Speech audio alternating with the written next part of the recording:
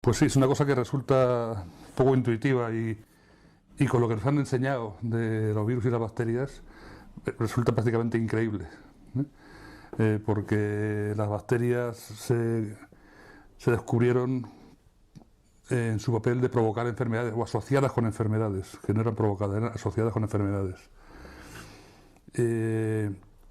Hubo una polémica a principios del siglo XX, finales del XIX, no recuerdo la fecha exactamente, entre Pasteur, que fue el padre, el que consideran padre de la medicina moderna, y que era químico, y un médico que era Bechamp, y otro médico que era Claude Bernard, que decían que las bacterias no eran causa de las enfermedades, sino consecuencia.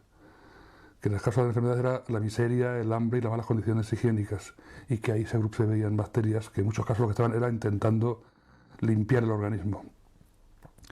Pero Pasteur fue el que las concibió como, malinterpretó los conocimientos de su maestro, que era Bechamp, y las describió como patógenos, como responsables de las enfermedades.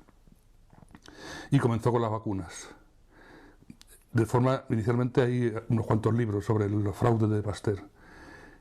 Y comenzó con las vacunas, con consecuencias funestas muchas veces, pero enseguida los laboratorios farmacéuticos incipientes vieron el gran negocio que podían ser las vacunas. Porque claro, un medicamento se vende al que está enfermo de ese medicamento, una vacuna se venden miles o millones de dosis para las campañas. Entonces, desde el principio fue apoyado por intereses económicos, tenía muy buenas relaciones con el poder en general, y a partir de ahí surgió ya el tema de las bacterias como causantes de enfermedades. Posteriormente, el tema de los antibióticos, de Fleming, también otro considerado otro salvador de la humanidad, en gran parte es cierto, porque es cierto que los antibióticos inicialmente pueden curar infecciones graves, pero infecciones producidas por la suciedad y por las malas condiciones. La cuestión es que el uso excesivo de antibióticos ha producido una digamos, malignización de las bacterias, y ahora han hecho resistentes a los antibióticos la inmensa mayoría de ellas, con lo cual el peligro es que se puede morir de una infección ridícula. El problema está en que cuando se han estudiado los antibióticos en la naturaleza, se ha visto que son moléculas de señalización celular entre bacterias, de control de las colonias bacterianas. No son armas para matar bacterias, sino moléculas de control de las colonias bacterianas, porque las bacterias, cuando se estudian en laboratorios, se estudian en cultivos, en la placa Petri, de un solo tipo de bacterias en grandes cantidades. Entonces, el comportamiento de las bacterias en ese tipo de cultivos no es igual que el de las bacterias en la naturaleza o en los organismos, en el que están en forma de colonias de muchos millones de bacterias organizadas como ecosistemas de tipos diferentes de bacterias. Y ahí los antibióticos se ha comprobado recientemente, en mi página personal hay un par de artículos al respecto, se ha comprobado que no son armas, sino que son moléculas de señalización celular. Entonces, todo esto ha configurado una visión de las bacterias como elementos que había que eliminar, hasta que recientemente se ha empezado a comprobar que las bacterias son partes esenciales de los organismos, que en nuestro organismo tenemos 10 veces más bacterias que células. 10 veces más bacterias que células. Tenemos en la piel ecosistemas bacterianos, que contribuyen a mantener la piel sana y no permiten el paso de otras bacterias que no deben estar ahí. Es decir, que lo que hacen no es defendernos, sino mantener el equilibrio. Porque en el aire hay millones de bacterias en el aire. En el aire, por lo visto, las bacterias contribuyen incluso a la formación de las nubes y a la formación de los copos de nieve, las bacterias de la atmósfera. Es algo impresionante.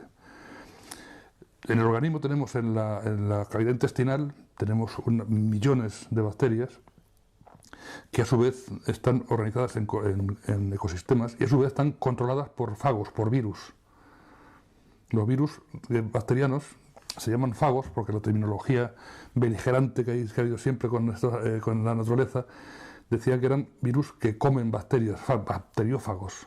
Pero no comen bacterias, son virus que están en las colonias bacterianas en un número de 5 a 25 veces más virus que bacterias, y que lo que hacen es controlar la población bacteriana. Y también comunican unas bacterias con otras, intercambiando paquetes de información genética. Es impresionante, es que de verdad es radicalmente diferente. Tengo un artículo de Nature en mi página en la que dice que los virus son los que controlan nuestro organismo, porque son los que controlan las bacterias, que a su vez nos controlan a nosotros. Porque no solamente están en el intestino para producir sustancias que no podemos producir, para defendernos de otras bacterias, o sea, también son una gran parte de la función que se llama de defensa del organismo, que es en realidad equilibrio, la hacen las bacterias del digestivo. Y en eso son los virus las herramientas que utilizan. Cuando hay bacterias que no tienen que estar ahí, los virus las lisan, las deshacen. Bueno, es que en la biología, tal como nos tienen enseñados, la biología, no puedo evitar decir darwinista, hay una serie de tabús que no se pueden utilizar, les produce auténtico terror a los biólogos. Uno es que las cosas tienen que ser al azar, lo cual, desde el punto de vista científico, no tiene sentido intentar explicar una cosa al azar, no es una explicación científica, el azar es desconocimiento. Y otro es la teleología, no la teología, sino la teleología, el propósito de las cosas. Entonces, si tú hablas de que algo tiene un contenido, algún proceso biológico tiene un contenido teleológico, tiene un propósito, un sentido, se ponen enfermos, porque claro, eso quiere decir que a lo mejor les parece que puede ser que Dios se esté dirigiendo, y la ciencia no se ocupa de esas cosas, la ciencia se ocupa de fenómenos materiales, pero hay cosas evidentes, o sea, cuando una cigüeña hace un nido, es para algo, tiene propósito. Cuando un ecosistema está interactuando muchos componentes, es para algo, es para mantener el equilibrio del ecosistema, es para algo. Y no significa nada extraño ni peligroso, ni que se pueda asociar con creacionistas, ni con cosas extrañas. Es pura ciencia. Entonces, efectivamente, si nosotros vemos nuestro organismo científicamente, en conjunto, cada persona, cada ser humano es una especie de universo poblado por millones, por miles de millones de pequeños seres que están organizados en ecosistemas funcionando para mantener el equilibrio de ese organismo. Es impresionante. A mí es una cosa, a mí hay muchas cosas en la biología que me dejan boquiabierto, porque nos han enseñado a pensar en la biología de forma muy tonta, ¿no? Con algo muy tonto, muy mecánico, muy tonto. Las polillas de abedul, mueren las blancas, quedan las negras. Eso es la selección natural, y eso con el tiempo y la evolución. Dice, pero bueno, con el tiempo, vamos a ver, sigue pensando. Las que quedan negras estaban antes, que tiene que ver eso con las reorganizaciones morfológicas. Nos han enseñado a pensar de forma muy simple, ¿no? Y muy mecanicista, y muy reduccionista, que el reduccionismo es bueno para estudiar las cosas, pero no para interpretarlas. Para interpretarlas hay que interpretarlas de una forma holística, globalmente.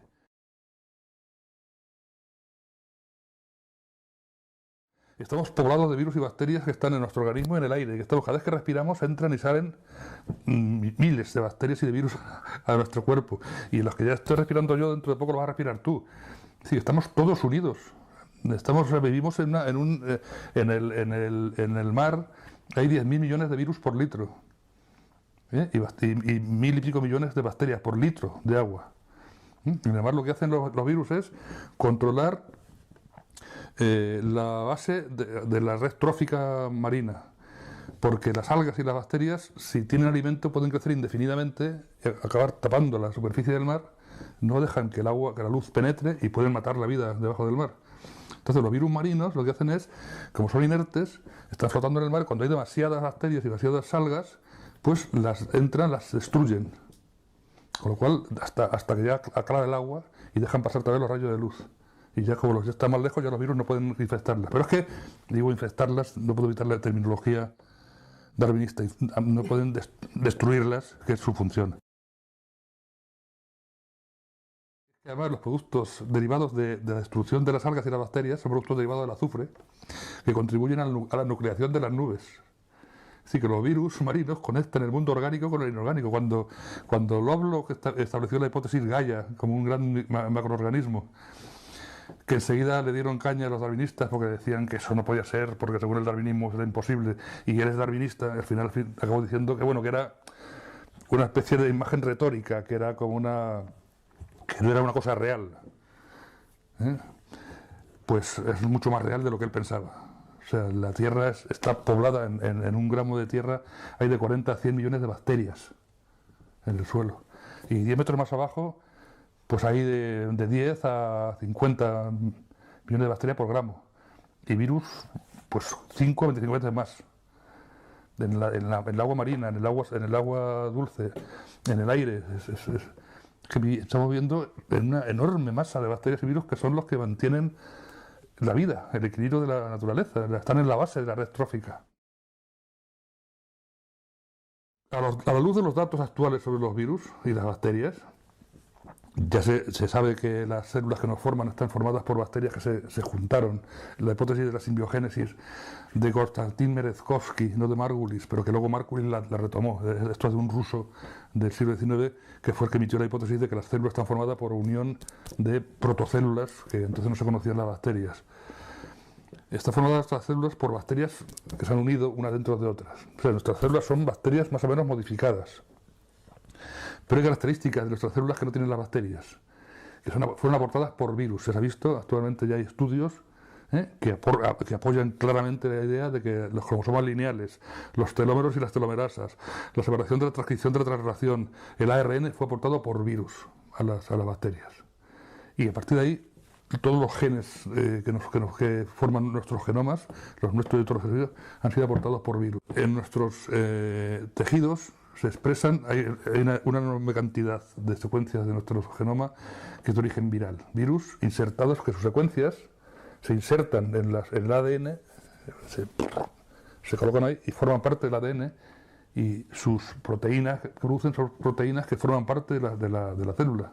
Por ejemplo, cuando hablan del virus de la gripe, que es un virus endógeno, no es un virus malo que esté por ahí, sino un virus que tenemos nosotros, que es un virus que produce un mecanismo de defensa del organismo ante el estrés. Es decir, cuando, no sé si habréis oído hablar de la gripe del ejecutivo.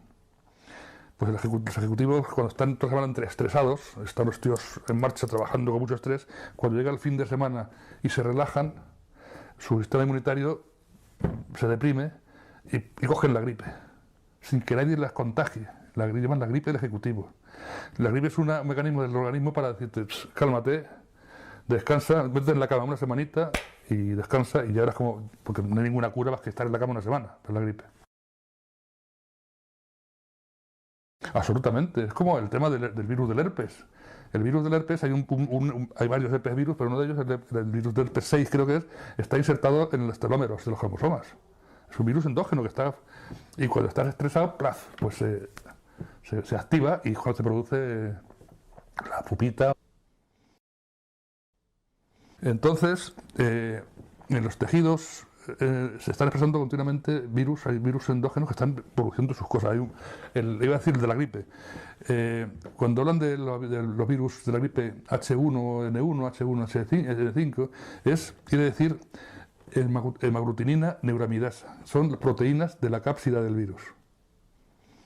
Esas proteínas son parte de proteínas del organismo humano, han entrado y funcionan. Me puse a buscar y resulta que la neuramidasa es una proteína que está relacionada con el desarrollo y el mantenimiento de la vaina de mielina de las neuronas. Por eso, cuando hicieron el Tamiflu, que es un antiviral, una antineuramidasa, en Japón se produjeron suicidios de niños y muchos problemas neurológicos de niños. En Inglaterra también se produjeron problemas graves de comportamiento en niños por tomar el Tamiflu, y hasta que la prohibieron en Inglaterra, el Tamiflu. Porque lo que ataca son a componentes del virus que son parte del organismo.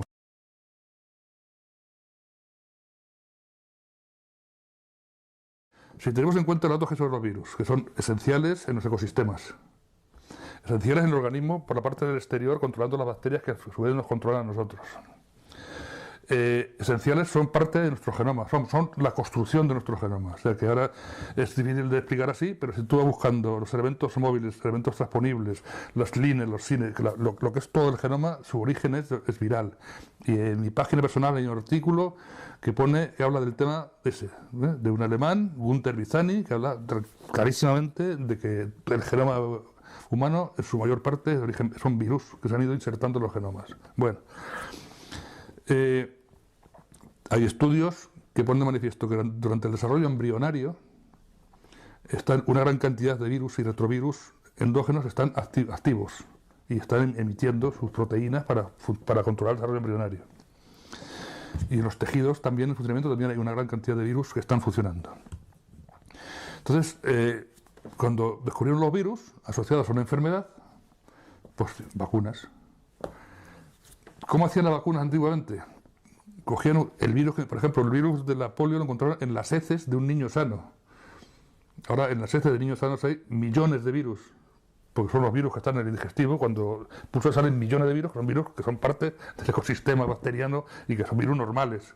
Entonces se pensaba que había como 20 o 30 virus, que era cosa humana, que estaba por ahí atacando a la gente. Bueno, pues cogieron un virus humano y ¿cómo hacía la vacuna? Pues lo cultivaban para que se reprodujera en un tejido animal, que podía ser de mono, riñones de mono, o los virus de la gripe. Tengo una página de una empresa farmacéutica que cuentan con mucha satisfacción cómo cultivan los virus de la gripe en huevos de pollo embrionizados.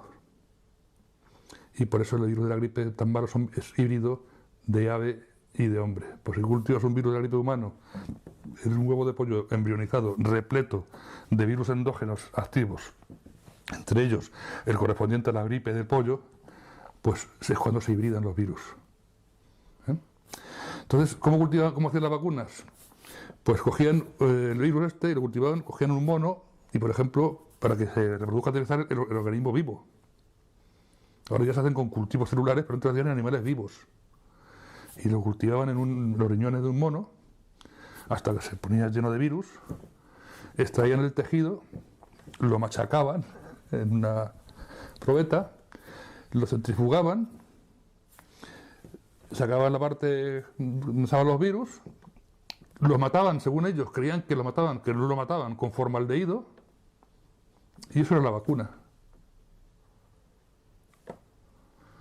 Es decir, que si se piensa con calma, se va pasando paso a paso, se llega a la conclusión de que los virus que hay por ahí malignos son virus provocados por la forma de hacer las vacunas.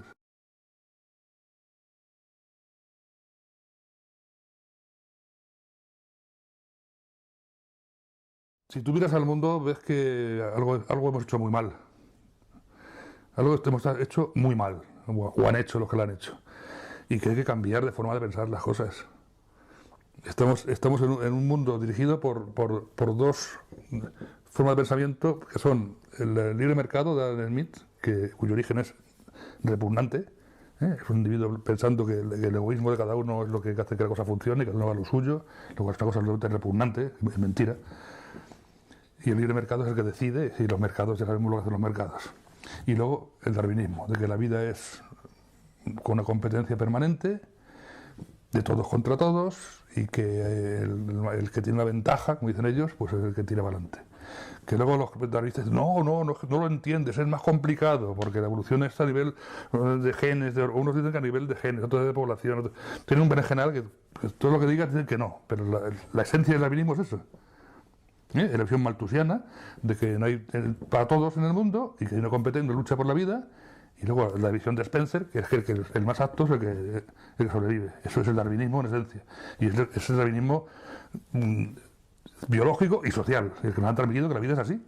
Es como te decía. Entonces, pues claro, si todo lo vemos así, pues al final conseguimos que sea así. Que sea una competencia y que sea una cosa horripilante y que el mundo vaya de cráneo.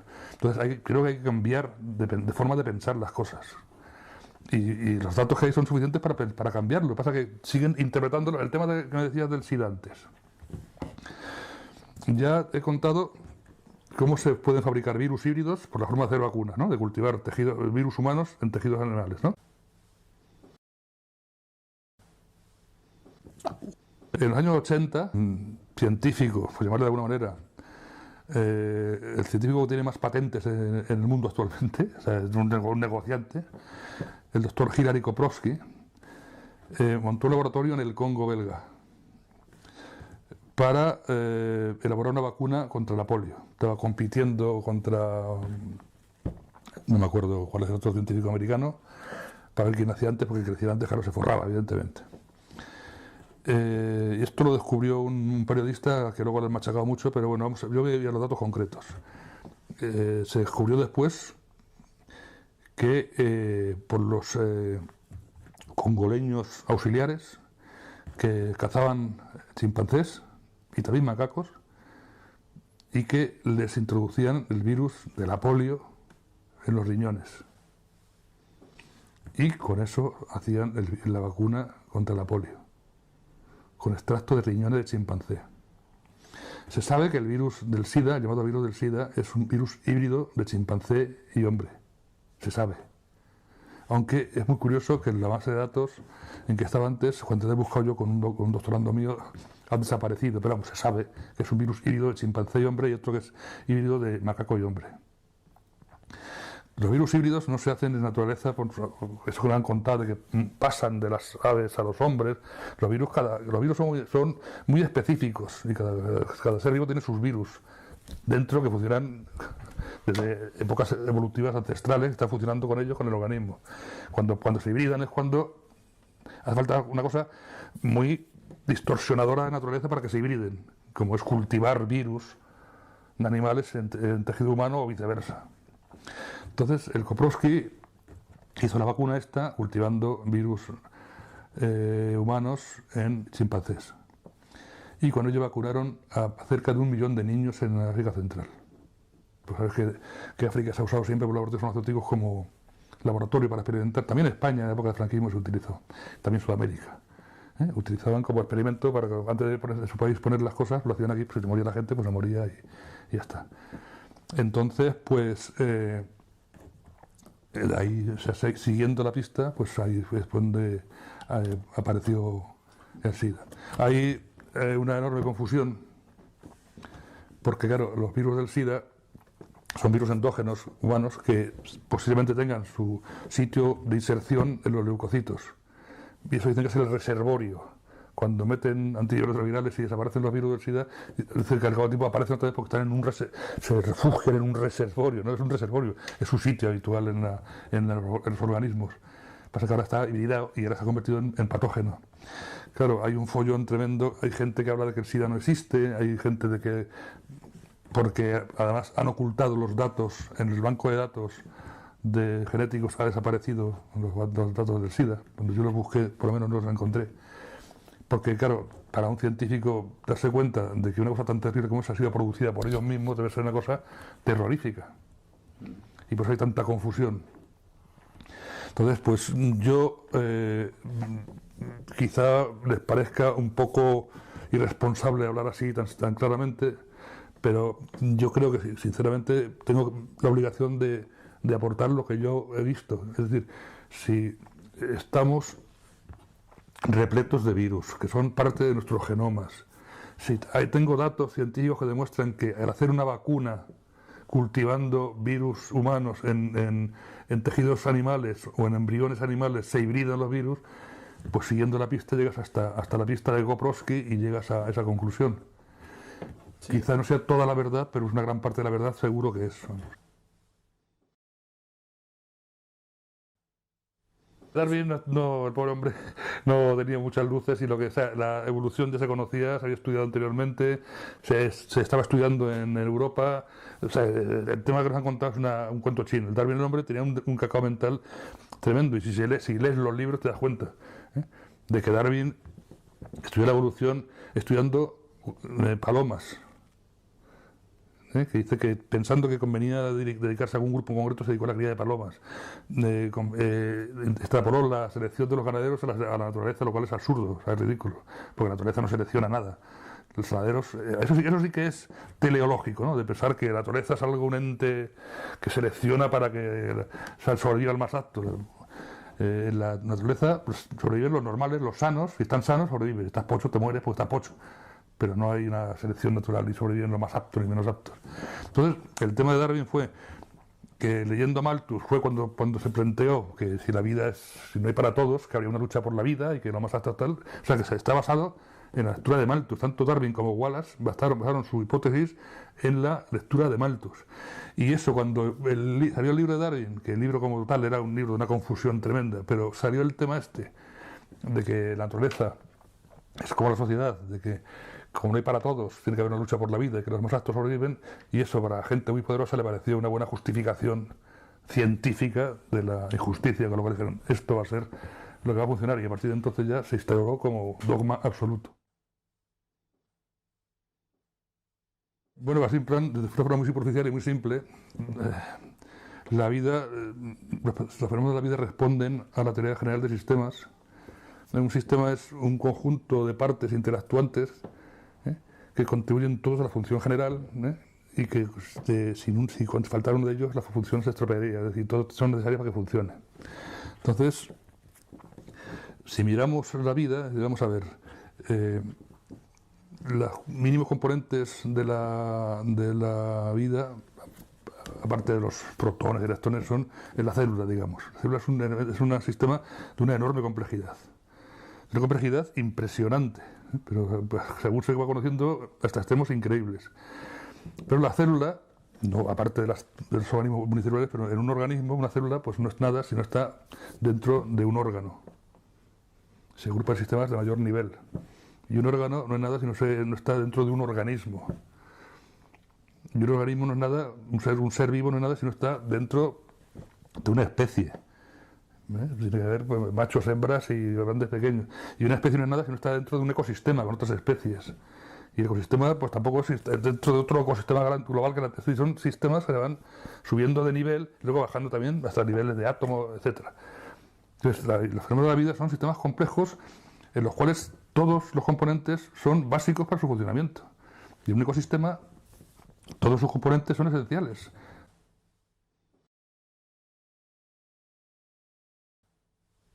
¿Cómo nos pueden contar que la evolución es porque en un individuo sufre una mutación al azar, que además tiene que ser imperceptible? Claro, eso lo ponen porque, claro, si tú miras la naturaleza, tú no ves que haya mutantes de leones con cuernos, ni mutantes de tigres con... ¿no? Estos tigres, estos leones, y entonces, pues, para que cuele, tienen que ser mutaciones imperceptibles. Pero tienen que dar tal ventaja que sus descendientes sustituyan a todos los demás de la especie. Y claro, una mutación que es al azar, pues una vez pues un mochuelo de Cuenca sufre una mutación y al cabo de 1000 años otro mochuelo de la Mongolia exterior sufre otra mutación. Y eso es la evolución. Eso explica el cambio de organización de pez a tetrápodo a ave. Es absurdo. Es una cosa que si lo piensas, la polilla de abedul que comentaba antes, sigue estando. Yo tengo aquí páginas de universidades que lo ponen como ejemplo de la evolución, la polilla del abedul. Mueren las blancas, mueren las negras, quedan las blancas, o viceversa, y eso es la selección natural. Y eso con el tiempo es la evolución, sigue siendo polillas. Entonces, ¿qué diferencia tiene este planteamiento? Pues que resulta que la evolución es como refleja el registro fósil, repentina, brusca, tanto a nivel de especiación como a nivel de grandes cambios macroevolutivos, asociadas con catástrofes ambientales que producen una cosa que se llama estrés genómico. Los genomas, como pretendía contar antes, están formados en su 99,9% por componentes de origen viral, elementos móviles, virus endógenos, elementos móviles de los genomas que cuando hay una agresión ambiental cambian de sitio. Y aquí hay un tema muy interesante, me parece un tema muy bonito. Los hotspots. Cuando los elementos móviles o los virus endógenos cambian de sitio ante una agresión ambiental, no cambian al azar. Hay hotspots, puntos calientes, sitios donde tienden a ir. Entonces, ¿qué pasa con esto? Que en toda una población de animales, cuando hay un meteorito que causa un disturbio ambiental tremendo, productos químicos, radiaciones ultravioletas producidas por las inversiones solares, que ha habido grandes catástrofes en la historia de la Tierra, pues toda la población sufre cambios genéticos que son iguales. Y bruscamente aparece una población nueva con características diferentes.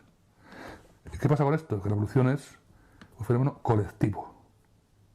No es individual ni por competencia, sino reacción de los genomas al entorno, ¡plaf! Y un salto evolutivo. Esto tiene componentes muy interesantes que me hacen pensar mucho. Porque hay un artículo que está en mi página de la Max Planck de unos científicos, Lonin y Seidler, creo que es, Lonin y Seidler, que hablan de elementos transponibles y evolución, que dice que esto parece indicar que era una variabilidad parcialmente predeterminada, que la variabilidad de los seres vivos no es al azar, sino que está dentro de unos márgenes. O sea que la naturaleza sigue unas leyes, no me gusta llamarlas leyes, unas normas, unos patrones.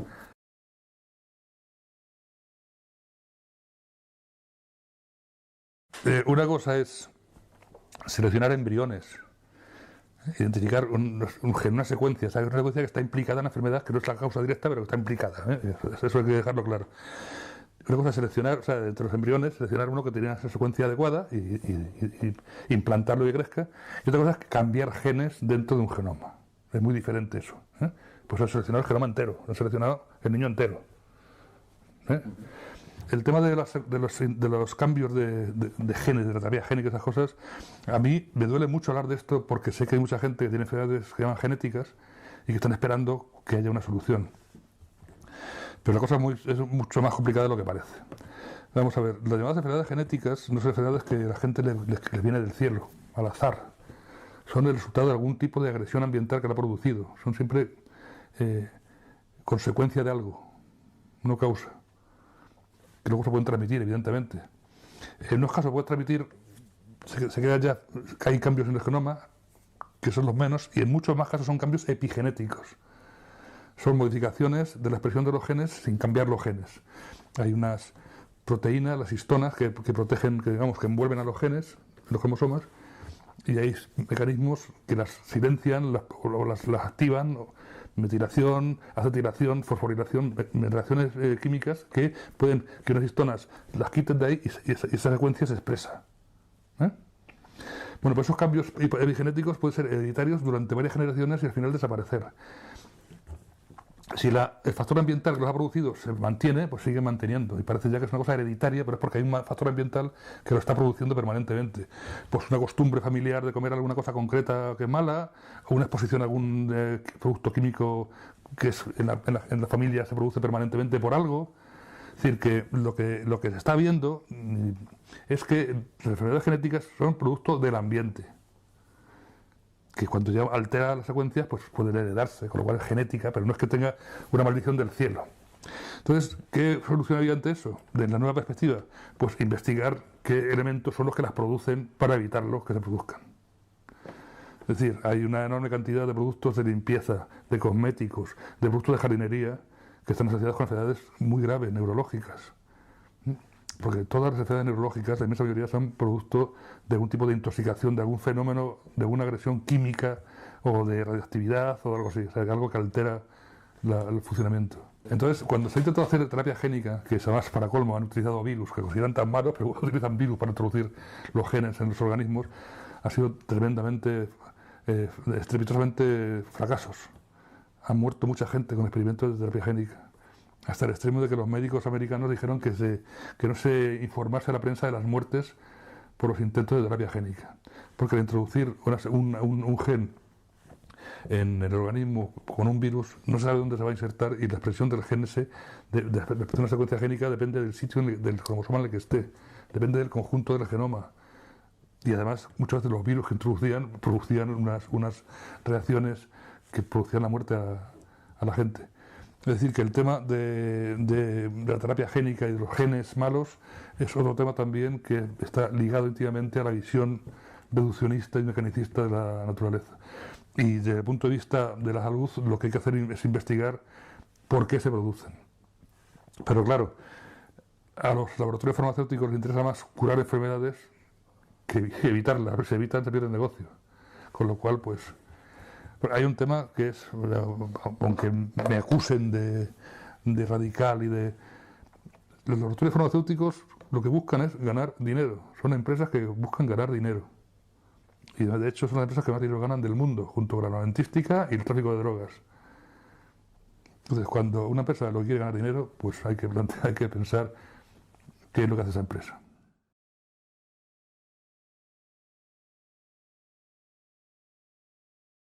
La impresión que da a mí es que el hombre es un organismo muy especial dentro de los sistemas complejos que forman la vida, y los sistemas complejos tienden a tendencia a un aumento de complejidad. Cuando la evolución de los sistemas complejos es cuando hay una destabilización, cuando es pequeña, pues se adaptan, son adaptativos, se adaptan pero cuando es muy grande se desestabilizan y tiene una respuesta que es binaria, un derrumbe catastrófico o un salto en el nivel de complejidad. Esto se ha visto porque los sistemas complejos tienen una tendencia intrínseca a generar patrones de comportamiento global. Como un ecosistema se destruye por una gran agresión ambiental, pero se reorganiza porque si tiene que haber herbívoros, si tiene que haber carnívoros, si tiene que haber productores primarios y bacterias, entonces se vuelve a reorganizar. Y a veces parece ser que con tendencia a ser con más complejidad que la anterior. Entonces, dentro de la evolución, yo tengo la sensación de que el cerebro humano es el máximo nivel de complejidad que se ha alcanzado. No hay más que ver alrededor esto. Pues cuando te dicen, bueno, ¿por qué tiene que ser más complejo? Bueno, mira un jumbo o mira, no sé, algo más complejo, ¿no? Entonces, yo pienso que el hombre pues, ha llegado a un nivel que tiene la capacidad de llegar incluso a destruir la vida en el planeta. O sea, para que se vea hasta qué punto ha llegado la complejidad a un extremo tan tremendo. Entonces, yo tengo la sensación de que si la evolución es como parece ser, si hay una gran crisis tremenda en la Tierra, puede haber un salto mayor de la evolución y que se salte hacia un nivel más elevado. O sea que si hay alguna esperanza es que en vez de destruir toda la vida en el planeta, lo que se haga es producir una gran crisis como las anteriores que han producido y que aparezca un nivel más alto de complejidad.